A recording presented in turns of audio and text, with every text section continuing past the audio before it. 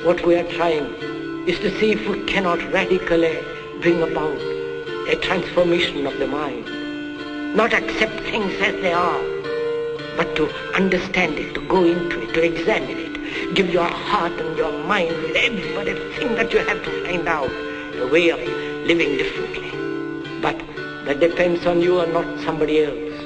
Because in this there is no teacher, no pupil, there is no leader, there is no guru, there is no master, no savior. You yourself are the teacher and the pupil, you are the master, you are the guru, you are the leader. You are everything. And to understand is to transform what is.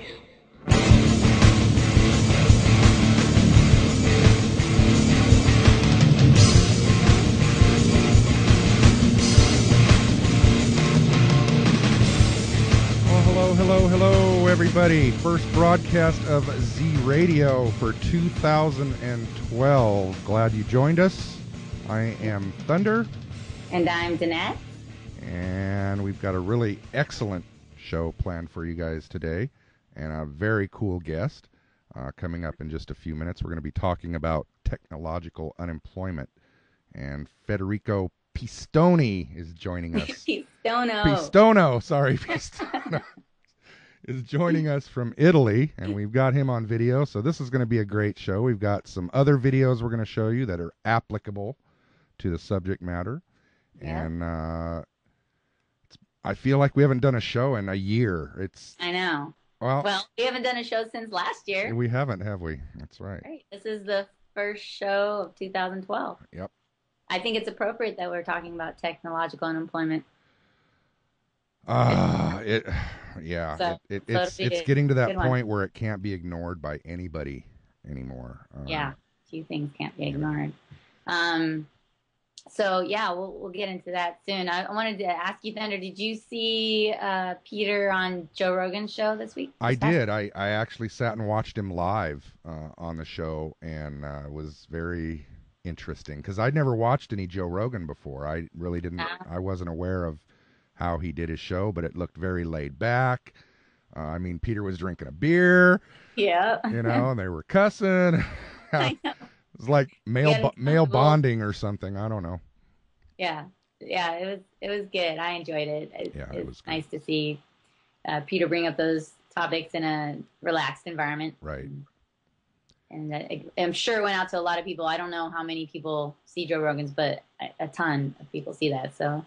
I don't know how many people are actually going to see it in the archive and stuff, but I know when I was there,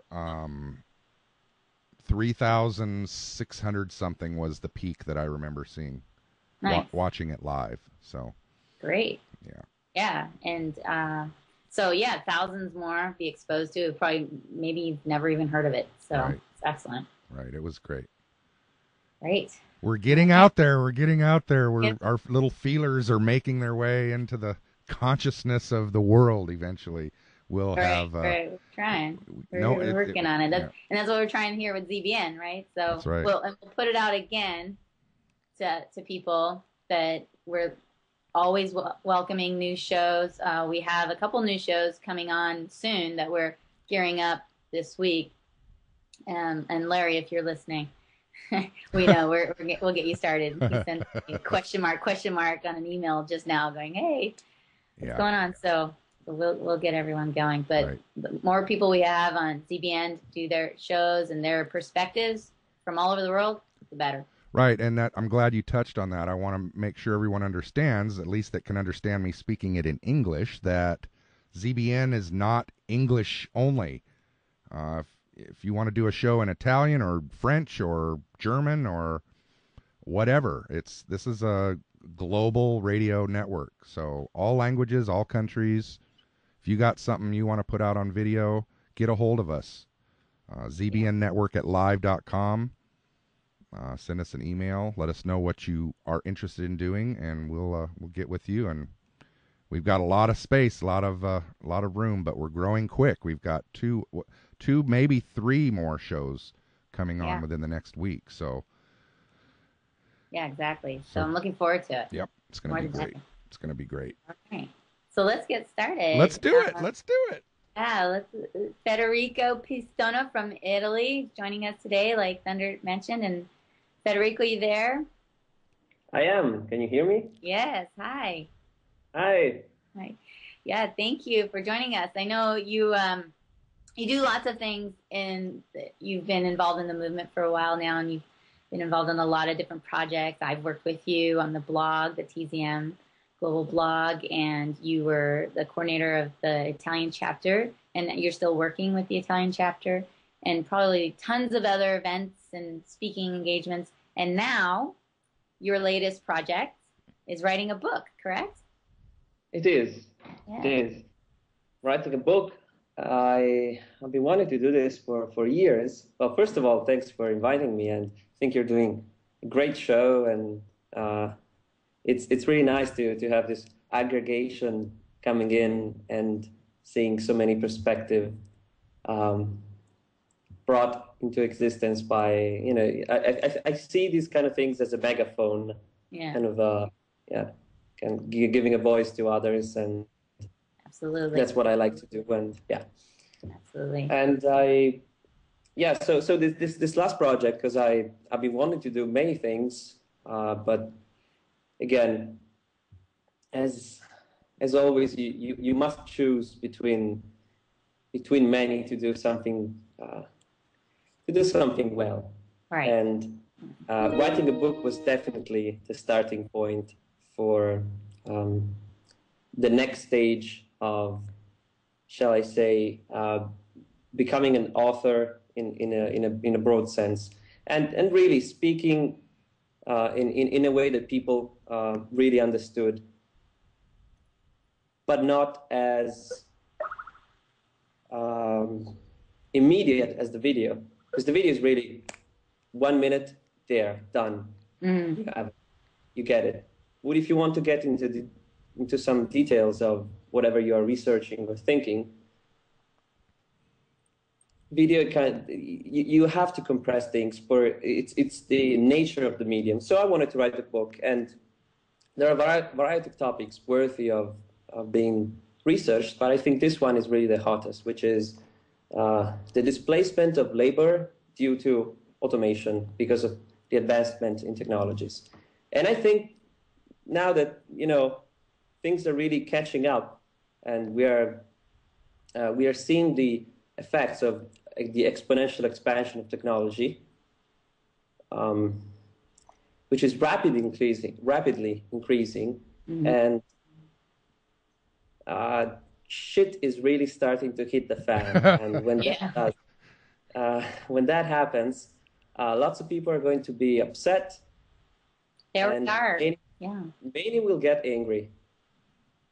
When you don't have food, necessities, bare necessities. I'm not talking about the kind of lifestyle that we are used to in the Western civilization, but I'm talking about what the bare necessities of an individual human being are. And when those are missing suddenly, because you have no job, you have $50,000 of worth of mortgage or student loans or whatever that you have to pay, and you don't have a job, and there are no other jobs available, then you start to wonder, hey, how is this really fair?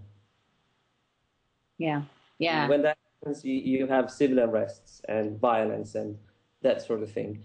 And I think this is completely ludicrous, given the advancement of technology can enable us to live better lives, to be in the situation where you could potentially have hundreds of millions of people starving to death in the developed world. Mm-hmm. And this is just mind-blowing. So my intention for writing a book is, one, to expose this problem, which is just starting to happen and people are not really realizing, and two, maybe giving some alternative views and some solutions to this problem. But I'll stop now. You may have some questions. I like the perspective that you're coming from for your book, because I was just reading an article on technological unemployment, basically. But what the title was of this article, though, was "Longshoremen Rally Against Dock Automation." eliminating New Jersey jobs. So whenever you see technological unemployment talked about in the media, that's the perspective it comes from, is, oh, we're losing jobs. This is bad. It might be good for this company, but it's bad for the people. And that's, I think, a skewed perspective, because what people aren't saying, yes, it might equate to losing jobs. It could equate to gaining other types of positions and jobs. That hasn't been discussed yet. But what it also can allow for is an easier way of life. And like you were saying, maybe more food production, more distribution, and less people dying of starvation because there's more access if automation is implemented.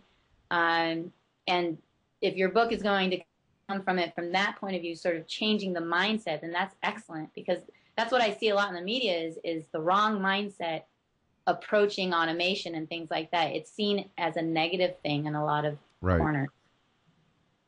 Yeah. Well, from their perspective, they are correct. I mean, if all they know is this paradigm, this kind of world and this kind of thinking, then obviously you're angry at the machines for stealing your job. Right. You can't do anything else. You have to empathize. It's all with these they people. know. It's all they know. They've worked. They come from a working class environment, family. You've heard it. My dad. I'm following in the footsteps of my father, who was a longshoreman, and his father was a longshoreman. So it's very traditional to be a working class in that class, to be a working class family. So they don't understand that there is a better way, that there really is a better way. They think going to work, work hard, earn your money, make a good living, you'll live a happy, free life.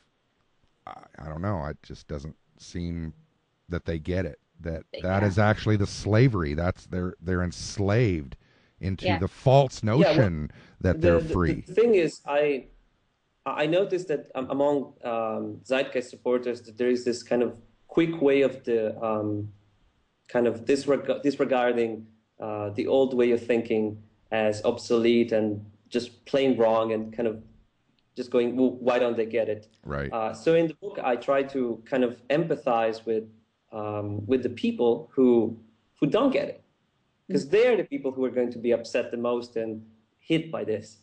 Right. So the book is divided into three parts. Well, first of all, the title of the book, I guess I should say, it's called "Robots Will Steal Your Job, but That's Okay."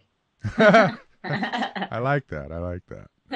That sort of says it in a nutshell, doesn't it? The subtitle is "How to Survive the Economic Collapse and Be Happy." Oh, nice.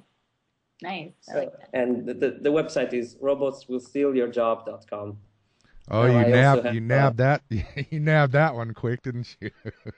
That's good. I did. Robotswillstealyourjob.com. Robotswillstealyourjob.com. Wow. Yes. Interesting. Okay. There is an interesting fact about the early development of the book, because I started a Indiegogo campaign to kind of pay up front the cost of producing the book, which I will pay a professional proofreader to kind of give it a final reading, and I want to make a professional book. Of course. So it has to go through all the processes, even though I will probably self-publish. It will mainly be on ebook formats, but also on physical format. The early supporters who kind of finance the book development, they will get physical copies, hardcovers with signed copies, kind of limited edition thing. Ooh, autographed limited editions. Ooh. Yeah, exactly. But eventually, once the book is released, since it will be released under, I decided, a Creative Commons non-commercial share-alike license. Nice. Nice. It will also be a free PDF download. Nice. That's great. That's excellent. That's awesome. Yeah, it's important that the information get out. I like authors and creators and filmmakers do that, because that's the most important thing. so that the information can get out. And of course, you want the person to make money as well. Just like you were saying a minute ago, you want to empathize with people who potentially could lose money based on losing these jobs. I also like to empathize too with authors. I know by creating Creative Commons way of submitting your information, then you potentially would lose that income. But I don't know, it's for the greater good. So I respect that. Well, they will still have two options. I mean, they would either buy it from Amazon or the ebook store, or they can get the free PDF. Mm-hmm. So either way, the important thing is that this information goes out. Right. If in the process you want to support my future projects and my next research, then yeah, it's all good. Yeah. Yeah, that makes sense. But yeah. I like the point you brought up with empathizing with the people, because I was when I was reading that article, and there's the one side saying, oh, you know, they're not seeing the other side because a lot of the stuff in the media does point to automation as a negative, but I do see where they're coming from, because a lot of these people are in unions, and unions provide full benefits, full medical, and you know, in Italy you have that covered by your government, but we don't. And so I can understand the fear that they have of losing not only their paycheck, but their benefits, their medical benefits and health to their family. Yeah, it's really difficult. There are lots of, sorry. No, go ahead. There are lots of advantages of having a job in the broader sense, and one of them is that one. Of course, some economists would say that they want this option of decoupling, as it happened in places like the Netherlands or Denmark, where basically you have no benefits whatsoever for your job, so you have a lot of job movement. So you move around the road between jobs because you have no strings attached, basically. Interesting. And so job mobility is an issue, and it's discussed by economists and the different economic models.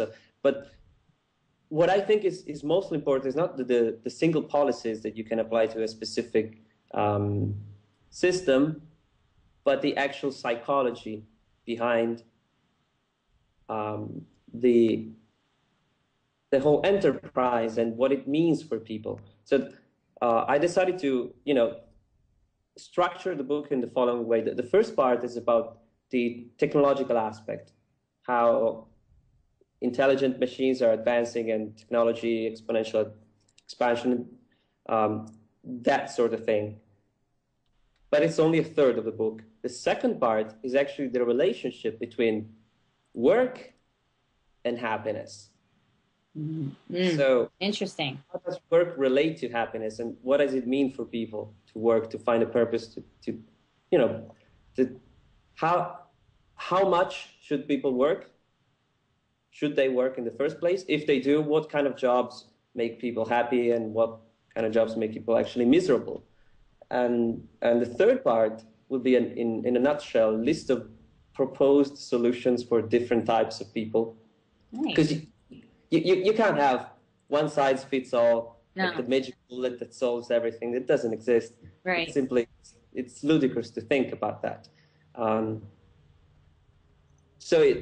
You have different solutions for people who live in the cities, who live in rural areas, and for policymakers, they are different from mothers, housewives. They're different from single parents. They're different from large families. They're different for large income households and low income ones. It's all different, and each one has a different possibilities and different strategies that you can adopt to kind of solve this problem.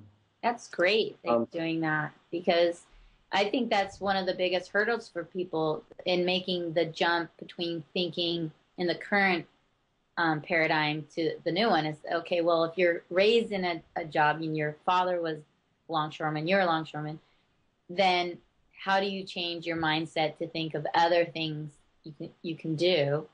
To offer those examples is excellent. That's probably hard to research, isn't it? Or is it? It is.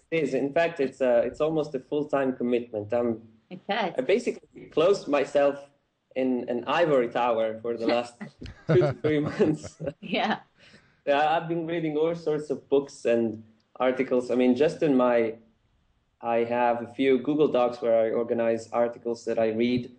Um, so far, I collected more than 300 articles and about 10 to 12 books. Um, Wow. I read half of them, and still a long way to go. There are different strategies. I don't want to give too much, Yeah. but Right. I just think it's I is, just think it's great that you're not just writing a book bitching and complaining about stuff and saying here's what's wrong without offering some kind of solution or options. Here are some options. Here's some other ways to go. It doesn't have to be this way. So that, to me, that's what's golden in a book like that is offering alternatives and solutions. Yeah, absolutely. Yeah. That's definitely one thing, and the other is the psychological aspect, which there are other books that kind of tackle this issue. One is Lights in the Tunnel by Martin Ford, and there is a new one called Race Against the Machine by two MIT economists. Both books try to provide a kind of perspective and a way to solve this problem, but I mean, with all due respect, I think they're ludicrous. Why is that? Ludicrous. What are they saying is the solution? Yeah, what are they offering? Yeah. Well, okay. Most solutions revolve around government mandated programs to encourage certain types of businesses. So, for instance, tax the machines and get rid of taxes if you employ a real person. So if you have a human employee, you pay less taxes than buying a new machine. Actually, they would tax machines more. That would be one solution. Then another solution would be to prepare kind of packages for, because in the future, we'll all be doing service work. Right. It's all going to be automated. Right. So what you're going to do? Well, Martin Ford actually proposes the government to pay people for reading. What? Wait, what? For reading books. And doing. And then he actually proposes to have tests about the books you read to prove the fact that you read them, so that you would get money. Yes, because in this kind of society, and here's the ludicrous part, in a society where you don't have to work to live, you have no incentive to do anything. Oh my God. So we are going to pay you to keep yourself informed. Oh my God. Really? They have such little faith in people to want to keep themselves informed or educated that they feel they have to pay you to do it. You know what? I mean, he's right. He's right within the context of the culture we're living in. Right. Obviously, right. In a culture where nobody does anything for anything, and we're all sharks, individualists, kind of Milton Friedman kind of guys. Yeah. Obviously, you would want to pay people for reading books or for doing something useful, even for themselves, because you have no other way of contemplating a different society if you don't escape the carrot and stick paradigm. Then these solutions kind of make sense within that kind of set of thinking. Yes, and that's why change the set of thinking. Yeah, that's why I think it's so good when books like the one you want to write and other types of information comes out that sort of shifts that way of thinking to allow people to look beyond our current paradigm and then imagine into it, so that they say, okay, we won't be thinking along these same lines. If we're thinking along a different perspective, then we'll be acting in a completely different way. And so that's why I think it's perfect about that. But you're right. These economists, I know the ones you're talking about, Martin Ford, and the other economists that are talking about it. I didn't realize that was their solution. That is insane. That's crazy. But, He's not actually an economist. He's a software. He was a software engineer who became an entrepreneur in Silicon Valley, and then he thought about this problem because he understood the the exponential expansion of technology. Now, these are the two, the MIT guys, those are researchers. And they provide what I think are possibly reasonable solutions within their mindset, of course. And they go through all sorts of mental gymnastics to justify their growth paradigm. So their assumption is we don't have to compete with machines. We work with them to compete among each other. So don't think about cooperation. We will still compete, but we'll use machine to make ourselves smarter. So we can compete even more. Better. Yeah. Well, so do you address much about the machinery and the automation and the actual technology used that will be used? Will you address that? I do. I have facts and figures about the U.S. census data, the number of jobs divided by sector, to a very granular detail. And then I break it apart. I take each individual type of job, and I ask myself the question, can this be automated by an existing technology, not a futuristic, soon-to-be, or maybe will come? Can it be automated today? And the answer in most cases is, well, hell yeah. But so that part is, yes, I take care of that part. But what I think is most interesting is and what is largely overlooked is the psychological aspect behind. So I'll give you an example. Before we go into that, Federico, we want to share with the audience some video of automation, because a lot of people are not aware of where we are today, of what we're capable of today in with technology. And when they find out, they're always surprised, because it really is a lot more advanced than the average person is aware of.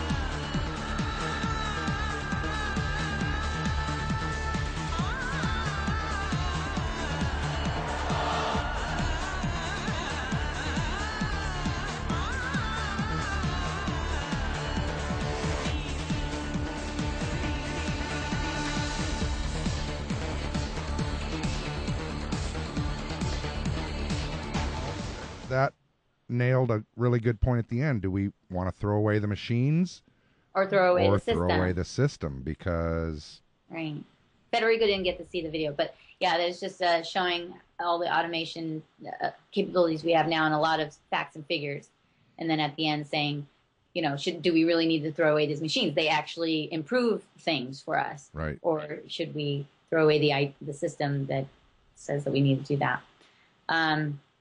And I think it is shifting. People might be able, with books like yours and information that's coming out, people might be able to grasp the idea that, okay, all right, this can be done, currently. Yeah, we don't need to wait for some futuristic technology, although there is some really amazing futuristic technology down the pike. But even just what we have right now, today, we can sustain it, a much more automated existence. Just that it's not socially acceptable for some of these corporations to completely wipe out their personnel, and put in robots in their place. That's probably half the reason some of them haven't done it yet. But they're slowly moving towards automating most everything they do. And so it's nice to see that some of these other technologies that will come out will probably be more efficient at what gets done. Like, so for the next video that we have under the robot hand. Yeah, let's show that one. This video introduces a demonstration of dynamic catching using a newly developed high-speed hand system. This latest system consists of an 8-axis 3-finger hand module and a 2-axis wrist module. A newly developed small harmonic drive gear and a high-power mini actuator are equipped in each finger link. Also, a force-gauge sensor is equipped in each joint. The weight of the hand module is only 0.8 of a kilogram, and it only amounts to 2.5 kilograms even when the wrist module is included. Yet high-speed motion and high-power grasp are possible. It can close the joints and high-power mini actuators are equipped in each finger link. The hand can close the joints at 180 degrees per 0.1 second. This system consists of a high-speed multi-fingered hand module, a high-speed manipulator, and a stereo high-speed active vision system, force of over 28 newtons. The hand model is mounted on a high-speed manipulator, and the hand arm catches the target if it is within reach. Isn't that funny? It's yeah, that is just too cool. That is, and I've seen other videos on that hand where it actually takes a cell phone, this size, and flips it up in the air and catches it on its edges like that. Yeah. Every time. Every time, it doesn't miss. So Yep. I know. that's amazing shit right there. That's just some cool shit. So then, Federico, with information like that, what is your approach, to the technology that we have now and technology in the future? What's your approach to that? What's your... Well, I think there are two things to consider. One is not many people understand the difference between robotics and artificial intelligence and the connection between the two. So I may spend a couple of words on that. Robotics is a field that combines hardware and software. Hardware meaning not just the computer, the chips, and the components inside, but actually the joints, the mechanical structure that allows for movement and coordination. That is really hard to achieve. And robotics is 10 steps behind artificial intelligence. Artificial intelligence is the software that runs either the computer programs or the machines which are themselves run by computer programs and algorithms. So even though our intuition or Hollywood movies may tell us differently, a cleaning lady will be automated far, far later than your doctor. Really? So the high-end jobs, which are paid $300,000 a year, will be likely to be automated far before the guy who moves around the boxes. Okay? Wait, why is that? Why would it be that like that? Because one is purely software. So it's basically crunching data. Take a lawyer. A lawyer could be automated today.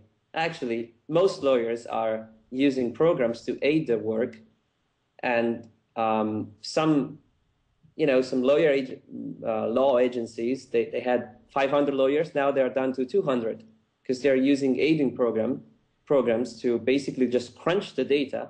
Well, what do lawyers do? Think about it. They memorize hundreds or even thousands of pages of text, which is basically codes, which, guess what? It's computer code, basically. Law is just like a computer code. Right. And a computer can analyze it much faster, much more accurately, and much better, in generally speaking.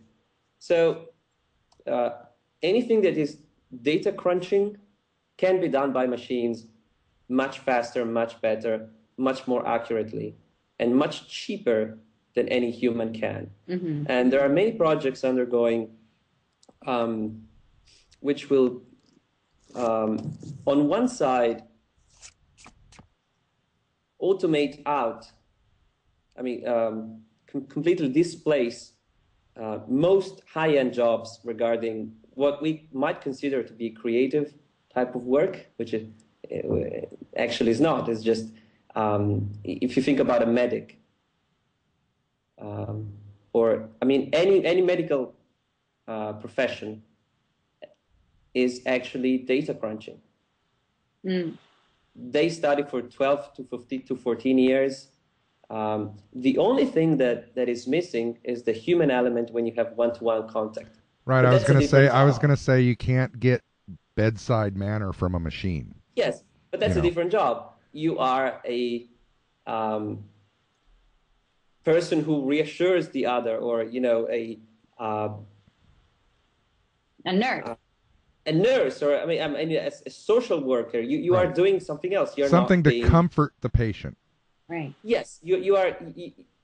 The next job could be a patient comforting job, but you won't be doing I'm the patient diagnosis. comforter. You won't be doing diagnosis. Well, first of all, Right. 1 out of 4 people who die in the U.S. right now die because of wrong diagnosis Yes. by doctors. Yes. I think it's a higher than that. I just heard this recently. I think it's 1 in 3. Yeah, I was going to say I think it's over 30%. Yeah. Even if it was 1 in 10, it's Yeah, it's too much. Yeah. it's too much. Even if it was 1 in 50, 1 in 100. I know. 1 is too many. 1 is too many. it's ludicrous. Why should you have such a waste and such a preposterous condition if you could have better? Right. And Yeah. Well, that you touched so on that's something. one thing. Yeah, you touched on something a minute ago I wanted to come back to real quick that I think is the bottom line for most companies, corporations, and why they're automating, because it's cheaper. It helps their bottom line. It increases their profit margin because it is cheaper to use machines. They don't go on breaks. They don't need benefits. They don't need vacation. They don't need any of that. So Yeah, sure, but it's multifaceted. Okay. 'Cause then again, as the Nat was saying before, why they're not automating everything, all they can. And the reason is that there is the psychological, the social aspect, which I think is most important and but largely overlooked. And the reason is overlooked is that technologists don't care about social studies, anthropology, psychology, mass thinking. They don't care about that, and they're not interested in that. And on the other side, you have anthropologists who basically know nothing about technology. So you never have both sides of the story. well, why aren't they getting Sure. together getting together in a room and have a beer and start talking amongst Yeah, right. each other? That would seem logical to me. That Well, I think isn't there some sort of coming together now with the new types of robotics that they're coming out? Because you were saying it'd be much easier to automate, say, your doctor versus the person who moves around boxes, because there's a lot of manipulation. I was just watching a video last night that said, things that we find very difficult to do, it's very easy for robotics to take care of. Calculations, manipulating different information and stuff like that. They can do it in a split second, what we find very difficult to do. However, the things we find very easy to do, they have a very hard time doing, like walking, like balancing, like going up and down stairs, like seeing. Seeing is actually something very difficult for them to address. right, binocular vision. Being able to manipulate. That video we just shown where that arm was moving, like this, according to the ball that was in front of it, that's quite advanced. Right. Compared to what they weren't able to do before. But talking about advanced, this next video, yeah, it blew. I had to watch it about 4 times because it just blew my mind. Yes, what they've done. Yeah, with this. so we'll show. I don't know if you've heard of Osimo. Federico. Oh yeah. Yeah. Okay. Obviously. You've seen. Yes. Yeah. So you've seen Osimo. So we just want to share with the audience just a little snippet of what Osimo can do. It's a new. Do you have the latest one? Because they just came out with a newer version a couple of months ago. Yeah, I actually watched that, but it's 9 minutes long, and we try and keep these digestible. Short. I might put it in post production as a little bonus because it's really cool what the thing can do now. All right, so show this clip, and then I'll tell you a couple of things about the new Osimo. All right, cool. Okay.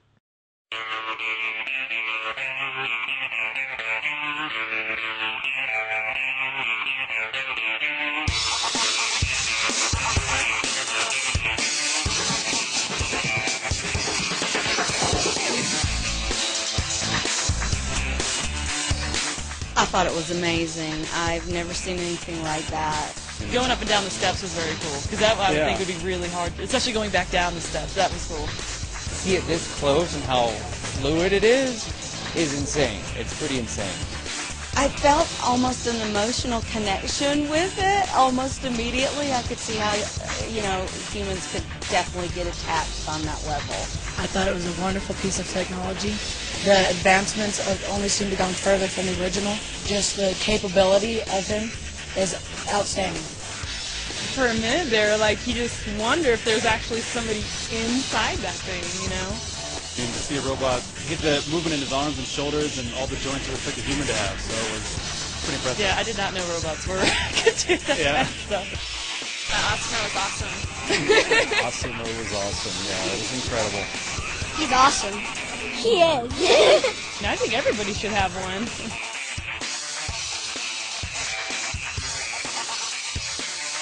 Okay, I want one of those. Yeah, that's too cool for school right there. I know. Yeah, the newer version that just came out, I think last month, can actually bounce and jump on one leg, play football, do all sorts of crazy stuff that you would not think a robot can do. But and that's doing the hardest thing a robot can ever dream of doing. Yeah. There is so much that both in other types of robotics and especially in artificial intelligence, namely machine learning, computers are doing that we cannot even possibly begin to comprehend or dream of. And they kind of just slip by because they blend in the daily routine and we don't even think about them. The best technology is the one that you don't see and you never know it's there. Mm-hmm. And so we're of that. But the point I really wanted to touch was one is why are we not automating all that we can? And the second was the psychological aspect, which is strictly connected to that. So the first thing is people see today their job almost as their identity. So when you walk up to somebody and you ask them, hey, hi, my name is Federico, what do you do? They will tell you, oh, I'm an accountant, or I work for a law firm, or whatever. That's not, but you ask them, what do you do? It could have been anything. It could be, I study, or I watch movies. Because it could be what defines your life. I didn't ask you, what is your job? I just asked you, what do you do? And people assume what is your job? Right. Or they throw out their title. What do you do? I'm a lawyer. What do you do? I'm a doctor. Exactly. Well, that doesn't tell me what you do. That tells me what you think you are, or what title has been given to you. Yeah, that gives me a title. That doesn't give me any information on what it is you actually do. Yeah. Exactly, and the reason is the significance and the significant are actually the same thing now. So the title defines who you are, and who you are is your job. And that's what people know. That's why they identify with it. And if you take that away from them, it's like you're stealing their identity. So how can we evolve out of that, Federico? How do you think we can evolve? Well, I mean, do we really need? I mean, sounds to me like we really need a major thought process change. Yes, and you would be correct. The one word reply to that is through education. Okay. And education is obviously a very broad term, but I would go so far as to we need to give people significance. And to give people significance, I use a very nice quote, which I just love. I can't remember who said that, but it will come to my mind in a second.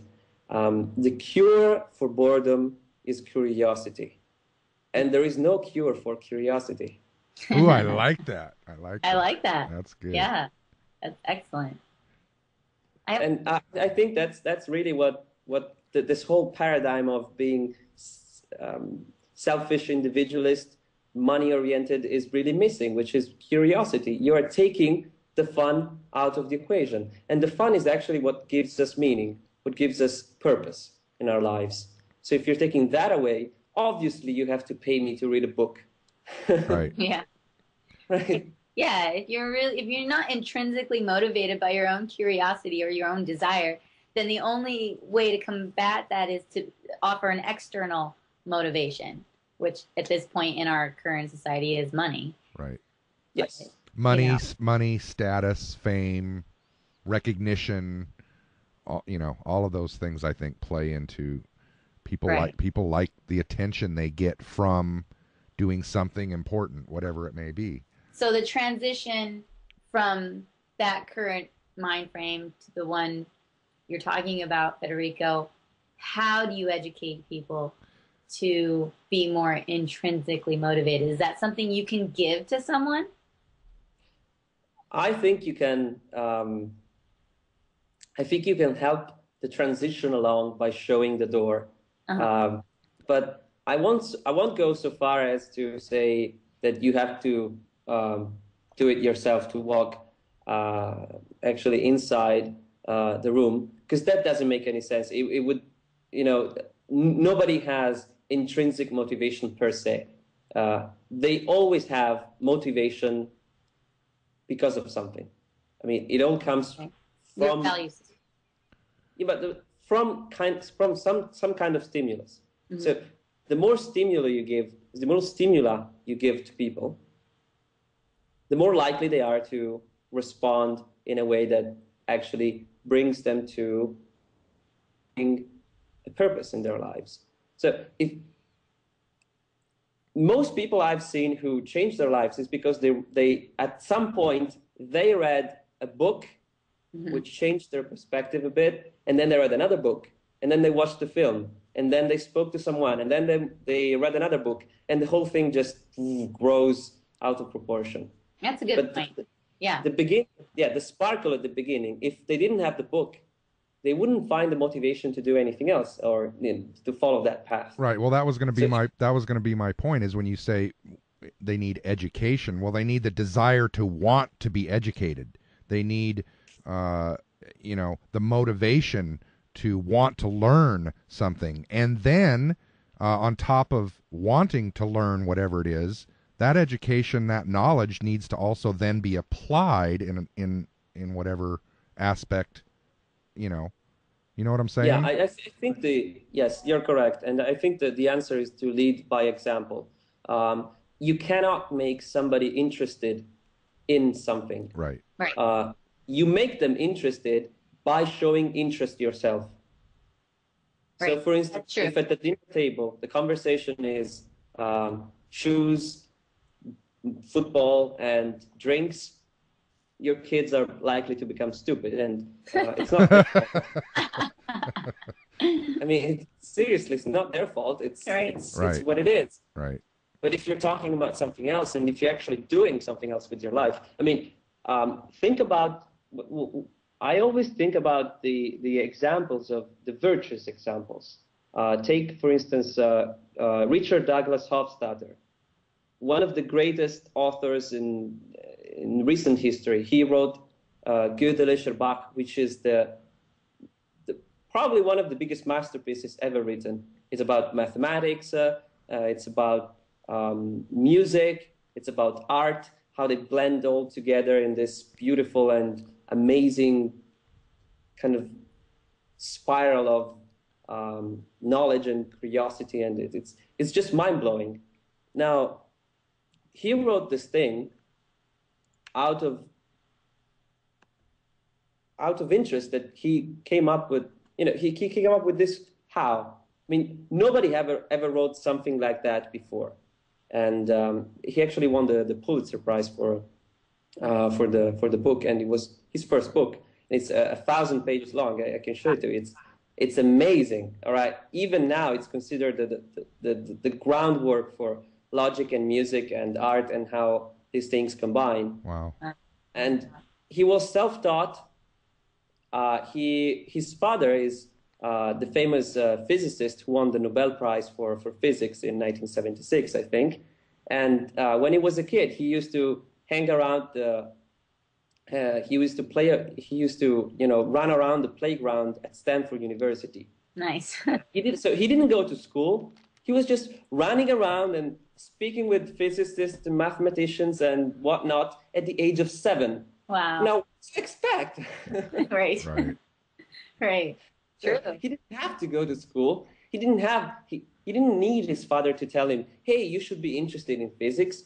No, he would just be the awesome guy he was. And there you have an even more awesome person growing up.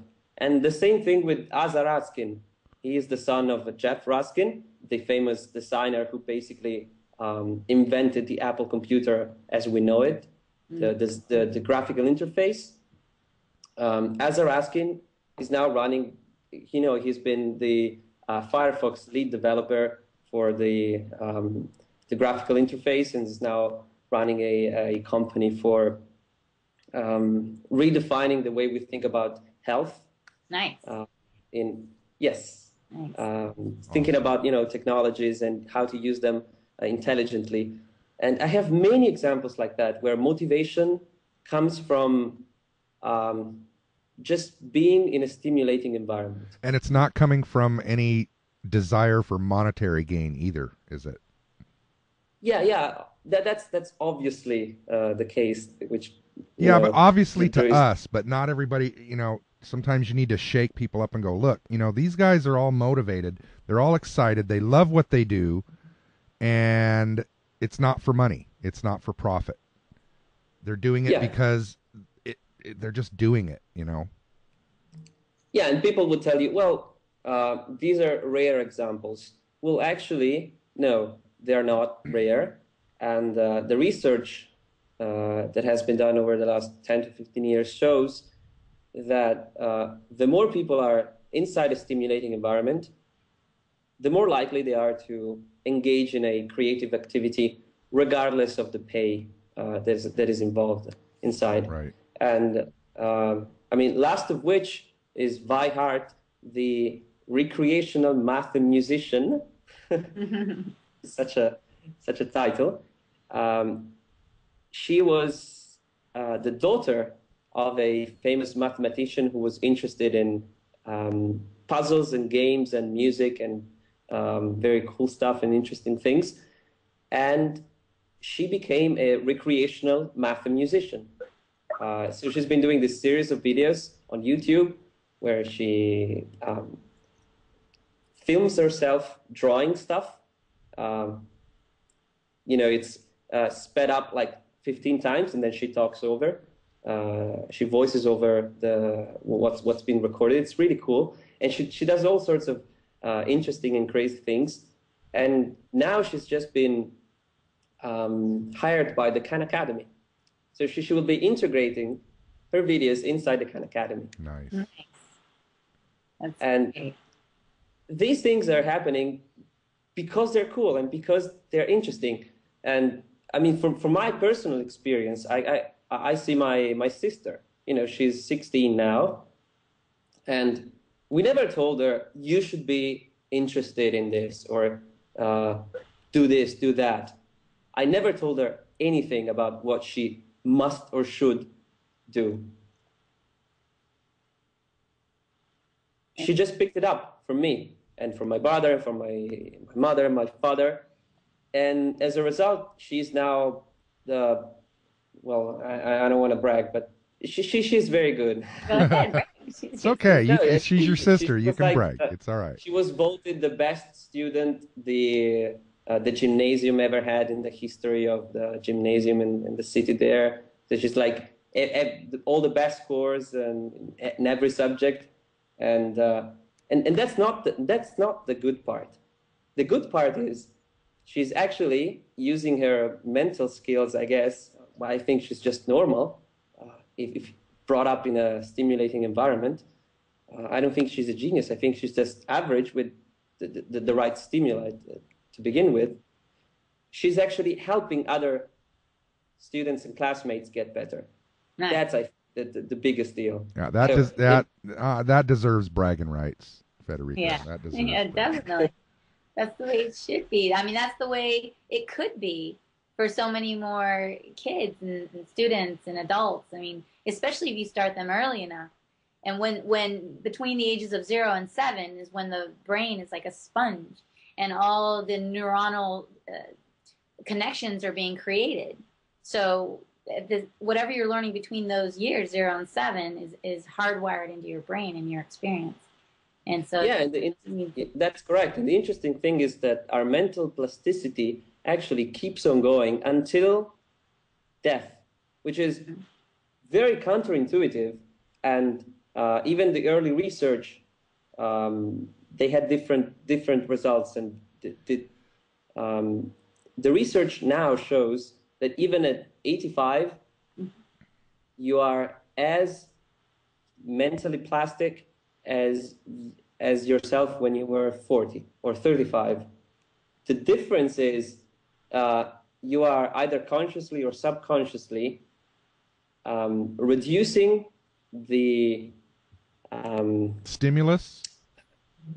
Yes, reducing the amount of stimuli that you receive. The input. You're kind of the input. The input reception is lowered, but the plasticity remains. So you could still actually completely change your life when you are 85, and you will still have the mental capacity to do so. Nice. Like learning a new language. I mean, the first 7 years are the most defining, but after teenage years, let's say 12, 13, then it's all the same. It doesn't matter. Really? So obviously, if you learn a language between 2 and 5, yeah, that's most defining, because that will be your mother language. But after that, you can, it's never too late to change your life and to actually become involved with something cool. I was just reading a heartbreaking and incredibly cool email that Salman Khan from the Khan Academy received. He got this email from a woman who lives in, I think, Pennsylvania or in the United States. She's now dying of cancer, and she has less than 6 months to live. And she said, I'm going to spend my last 6 months, learning calculus, because I always wanted to, and I could never do it. But now I can, right? Wow. I've got the Khan Academy. I've got 6 months to live. Hey, I'm going to learn calculus. It's like, what? Jesus Christ. Wow. Right? So, yeah. That's what you wouldn't expect a dying person to want to learn calculus. Yeah, their last. I don't know what to say to that. That's just I don't know. It's just I have nothing to say. Thunder has nothing to say. I respect that. Whenever you want to learn something, doesn't matter what it's Cantonese, you're like, I want to know this thing before I go. So that's respectable. Yeah. So my answer to your question would be, you lead by example, and you show curiosity by engaging in the act of being curious. Yes. Okay. That's excellent. I think that's perfect, to instill that desire by showing your own enthusiasm and saying, look, I really appreciate this thing. I find that myself, when I'm not knowledgeable about something, say a certain type of music, there's types of music that I personally don't care for, but it's mostly because I don't understand it. And then when someone is really into that type of music, say like a certain, what's the kind, like death metal or something, I'm not sure what I would be able to learn from that. But I've had people describe to me the messages, the lyrics, sort of the subculture, where people are coming from and their perspective. And then I gain a new insight into it, or I gain a new understanding. And I'm like, okay. And I also gain a new respect. And then when there's more information to be found out about it, I'm like, okay, I can listen to that information. Even if I don't get the inclination to listen to the music, at least you gain more of an understanding and interest in in that subculture or that type of way of approaching something, that self-expression, you know. And so I think that helps bring people together too on a whole other level, at least for the allowing of self-expression in all these different forms. Right. Speaking of which, I came across a video last night that was someone, I guess, expressing themselves musically, but also using robotics. And I thought it was really cute. And I thought, oh, okay, robotics doesn't always have to be a mental function. It can be entertaining too, of course. So do you want to show that, Thunder? Yep, here we go.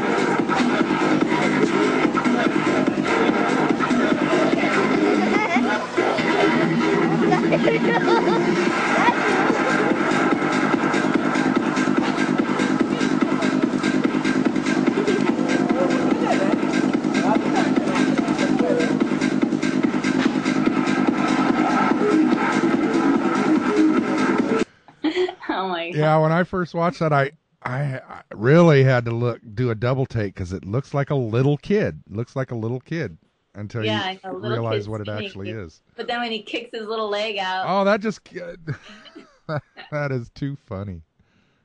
you'll see it. You'll see it, Federico, on the review. Yeah, I'll watch it later. Yeah. Hilarious. But it just helped me appreciate saying, okay, you know, robotics and technology and everything can definitely help us advance in technological ways. But I think it will also help us in its self-expression and art and creativity as well. Absolutely. Just integrating all of that, you know, just allow you to do more, really. It'll be practical and it will be fun. Yes. Yeah. And it kind of reminded me of the solution to this paradox that we have, which is advancing technology brings automation, which brings less labor, which gives us, you know, no purchasing power. So that's the paradox of capitalism with advancing technology. And the answer that the MIT gave was don't compete against the machines, but compete with the machines.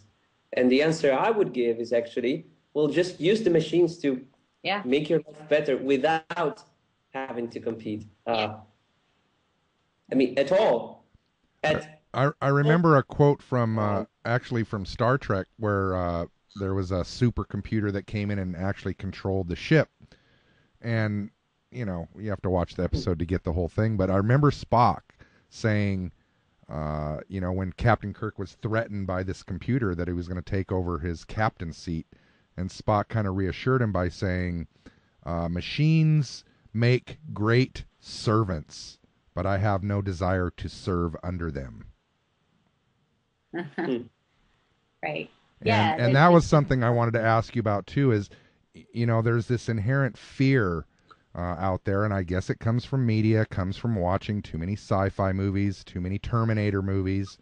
But you watch like that robotic hand or the Asimo, and people get scared, like, okay, what happens if the intelligence gets to that point where it becomes self-aware, and then you know what comes after that.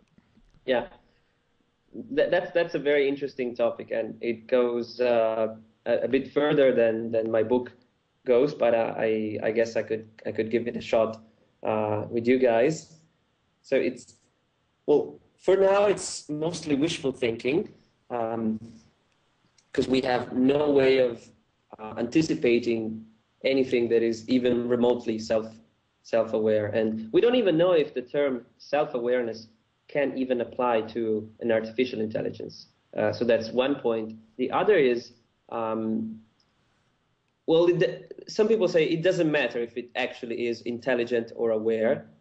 The only thing that matters is if we consider it so. Okay. So if you take example, a computer program which you interact with, and after some time you are asked to tell if that thing was somebody typing on another computer and communicating with you, or if it was an actual computer program. This is called a Turing test. And if you cannot tell the difference between a human and a machine, the machine is said to be passing the Turing test. Now, at that point, one might ask, well, is that machine really understanding what you're writing? Or is it just crunching billions and billions and billions of bits per second to reply to you in a meaningful way, where you give the meaning, but the machine doesn't? I see. And the answer to that is, well, it's mostly irrelevant. Yeah. If you empathize with the machine, then you are kind of breathing life into it, aren't you? I mean, right. It doesn't matter if the machine is, say, aware enough, and I say aware between quotation marks, to ask you not to turn it off. I don't think you should.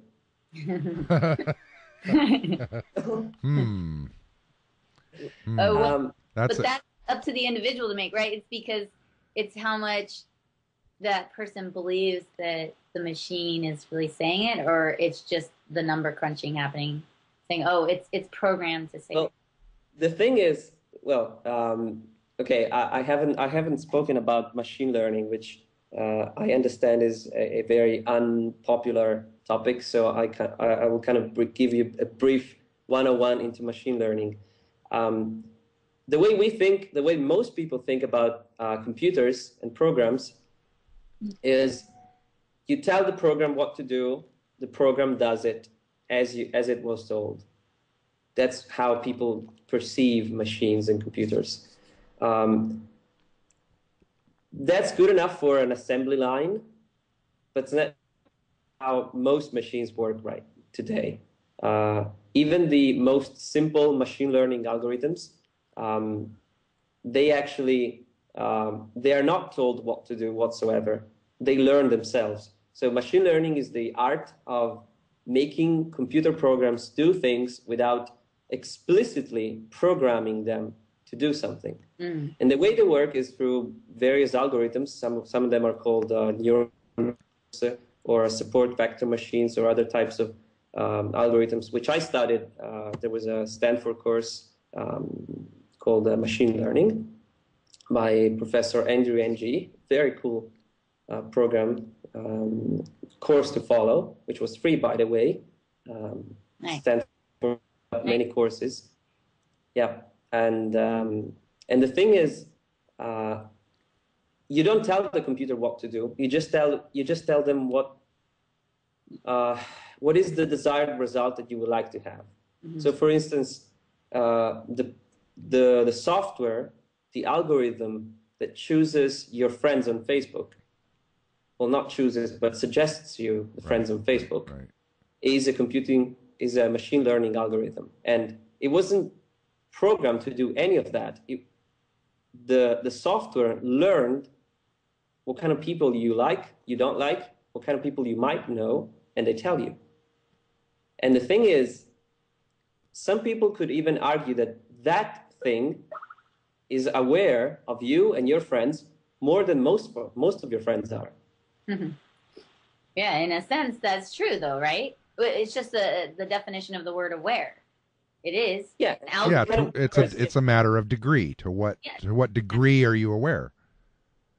Well, it's technically aware. Right. You know, technically. I mean, it's yeah. You know, some people say, well, we are biological machines, so we are just running other types of algorithms, but we are no different from them. And some others say, well, our mind is actually works through quantum computation. So computers, as we know them today, they don't work through quantum computation. Therefore, you cannot compare the two of them. Many people disagree with them, especially Kurt's wife, who just wrote a book called "How the Mind Works" and how one, which is due to come out in a few weeks. I'm going to get it definitely. Yeah. Kurt's wife, for those who don't know, he popularized the term technological singularity. Oh, right. Which is the idea that at some point in time, machine intelligence will exceed that of humans.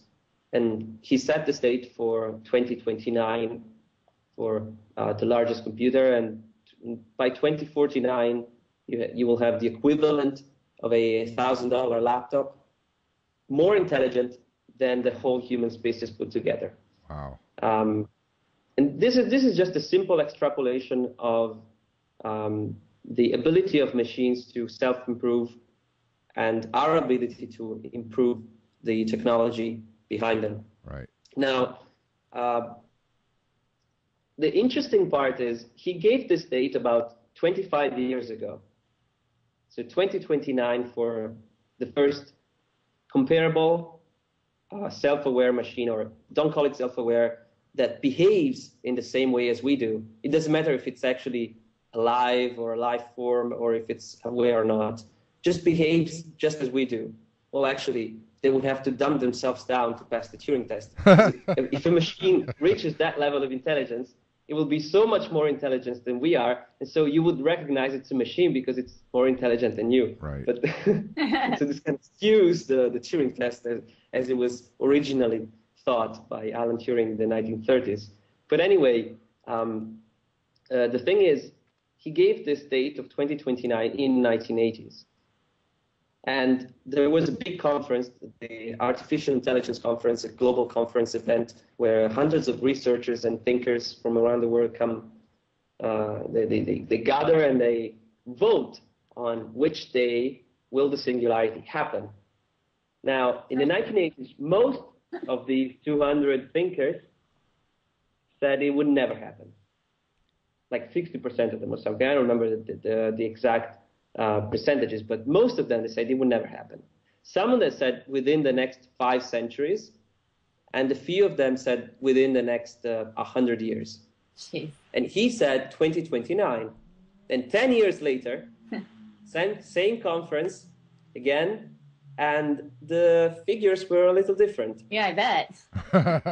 Almost nobody said never. Right. Most people were between 300 and 1,000 years.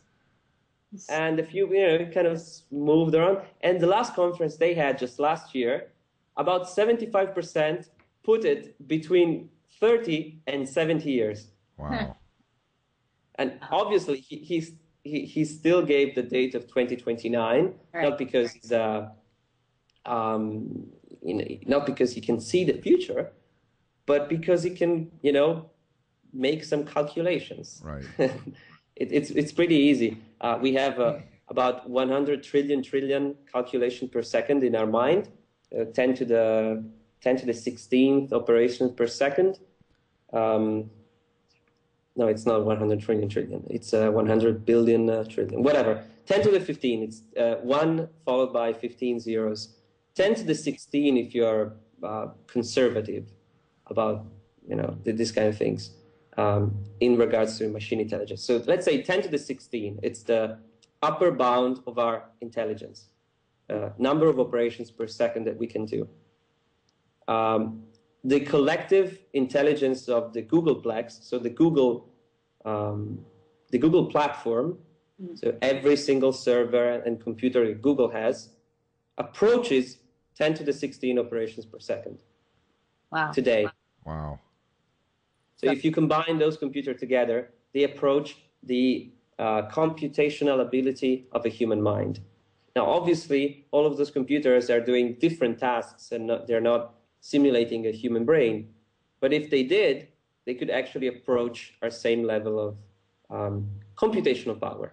Right. Our algorithms are still far behind that of human brains. Right. But they're definitely getting up there, and I'm finding them a little more commercialized too. In fact, I have one in my iPhone. Yes, you do. Yeah. It's called Siri.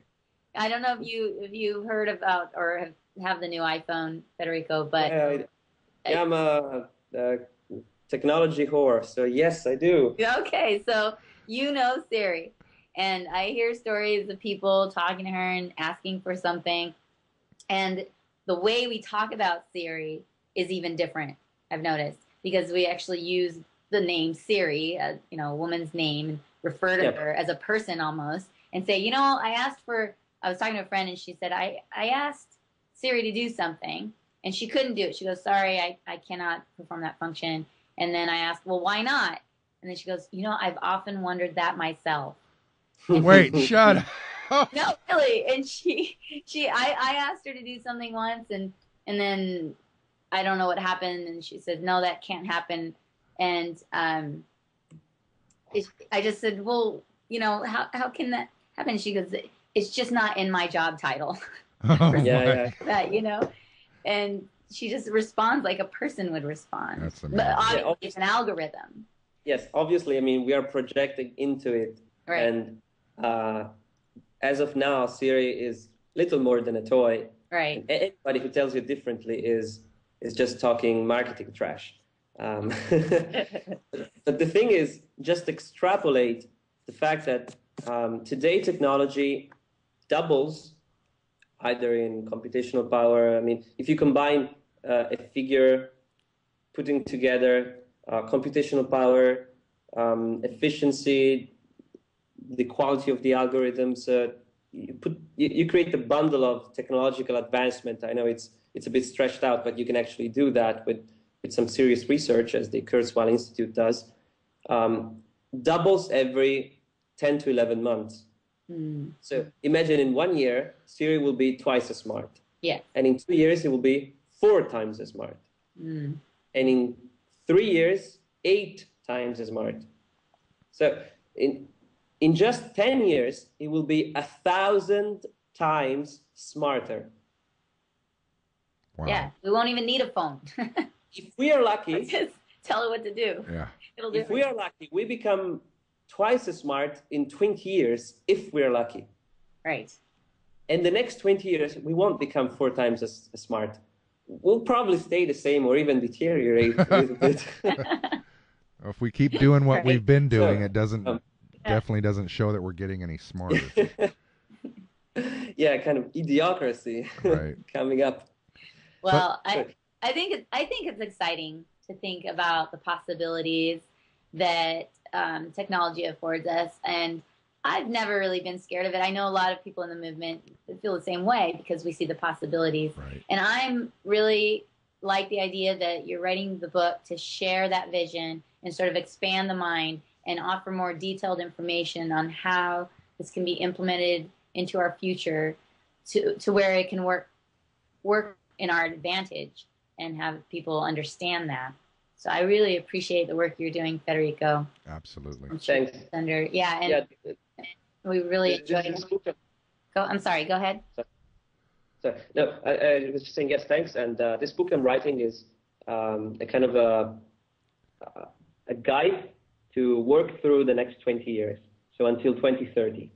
Okay. Which is, I think, what people care about now. So what do I do now or in 10 years' time? From now to 10 years, what will my future look like? Yeah. And as for what will happen next, so the supposed singularity or singularity-ish future, that might be the subject of my next book, but who knows?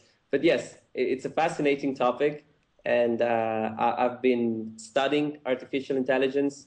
I've been reading a lot of, about machine learning and intelligent applications, artificial life, these kind of things. And it's really a fascinating topic that always has interested me since, I think, 1999, when I watched The Matrix. I was just a kid. I was like mind blown. There was a paradigm shift for me. You see, my paradigm shift was The Matrix. Yeah, the movies, the life. Right. No, that's excellent. It was then. I picked up philosophy books. I studied Confucius. I studied all the great thinkers, Heidegger, Nietzsche. I studied them all when I was 15 or 16, whatever. And most people thought I was crazy, my classmates. Of course. Yeah. Oh, well, I'm glad you stuck with it. That's excellent. Thank you so much. And we really enjoyed having you on today. It's a fascinating topic. I'm sure we'll have you on again, I hope. You can join us again in the future and let us know the progress of your book and any other information you come across. I'm sure you'll come across a lot in your research.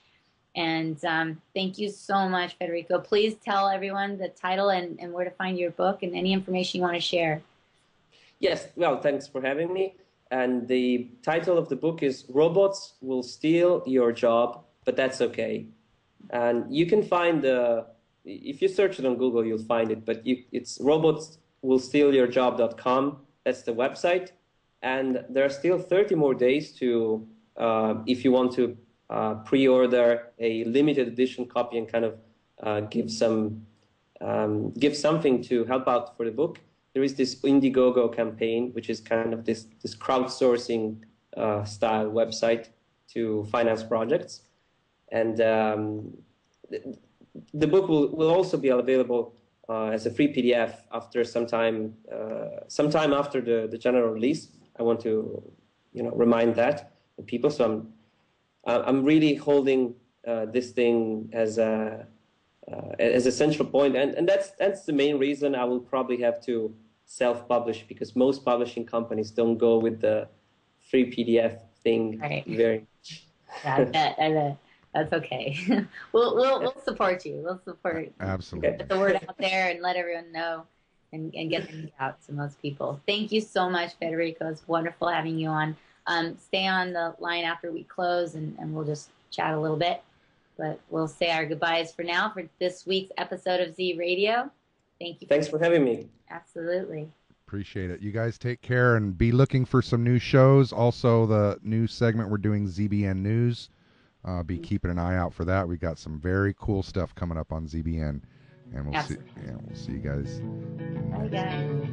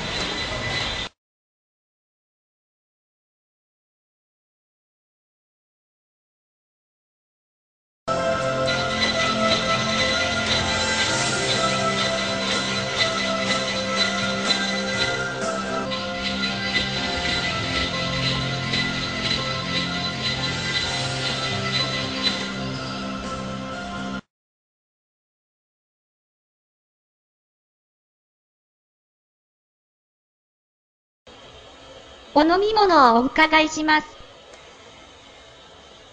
オレンジジュースをお願いします。井上さん、ミルクティーですね。岩下さん、オレンジジュースですね。西名さん、ホットコーヒーですね。それでは、持って参りますので少々お待ちください。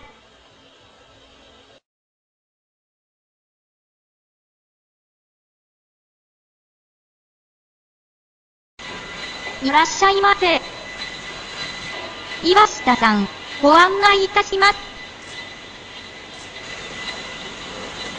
いらっしゃいませ。お待ちしておりました。ご案内いたします。岩下さん、どうぞこちらへおかけください。お飲み物をご用意しております。岩下さん、ASIMOは、ホンダの社会活動について紹介しています。お待ちの間、聞いていただけませんか？はい。はい。それでは、あちらのディスプレイを使ってお話しします。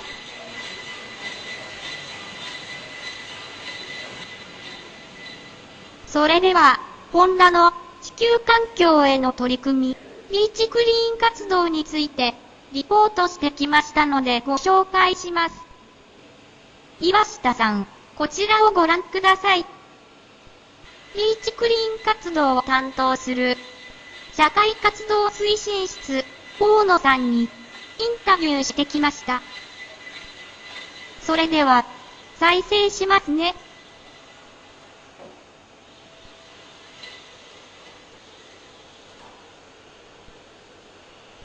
このマシンはホンダの ATV に独自開発した軽量でコンパクトな機材を装着し、岩下さん、ご注文のお飲み物が来ました。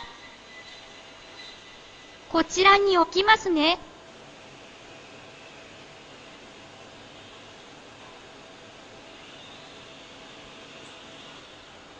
ありがとう。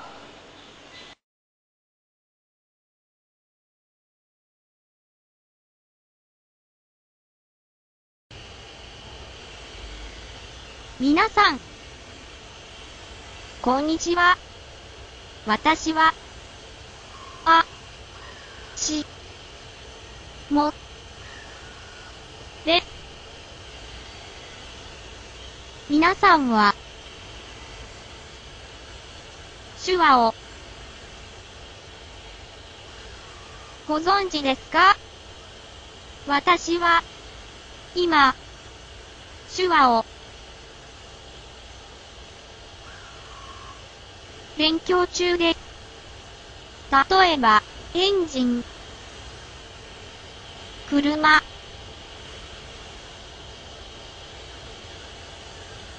歩く、家族、など、いろいろな手話を覚えました。これからも、世界中の方々とお話ししていきたいと思います。